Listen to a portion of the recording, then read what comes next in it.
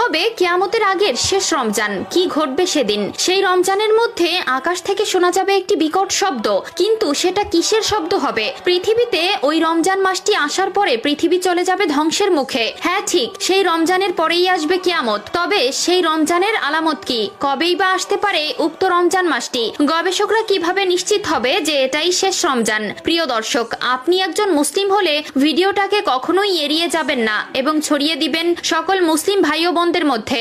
এবং যদি আসন্ন রমজানে সবগুলো রোজা রাখার নিয়ত করে থাকেন তবে অবশ্যই একবার ইনশাআল্লাহ লিখে কমেন্ট করবেন। তো চলুন ভিডিওটি শুরু করা যাক। এই পৃথিবীর শেষ কিভাবে হবে তা নিয়ে ইতিমধ্যে বিভিন্ন গবেষক বিভিন্ন রকম মতবাদ প্রকাশ করেছে। কেউ কেউ বলছেন সূর্য এই পৃথিবীকে তাপ দেওয়া বন্ধ করে দিবে। সূর্যের আলো পৃথিবীর প্রাণের সবচেয়ে অবিচ্ছেদ্য অংশ, কারণ সূর্য সালোক সংশ্লেষণের প্রধান উৎস এবং পানিচক্র সূর্যের আলো ছাড়া ধ্বংস হয়ে যাবে। আবার অনেকে বলছেন পৃথিবীতে পানি শেষ হয়ে যাবে। তবে এর ভেতরে সবচেয়ে যুক্তিযুক্তপূর্ণ মতবাদ হচ্ছে পৃথিবী তার নিজস্ব ভর হারাবে, যার ফলে পৃথিবীর সাথে অন্য কোনো গ্রহের সংঘর্ষ ঘটবে, আর এই জন্যই ধ্বংস হয়ে যাবে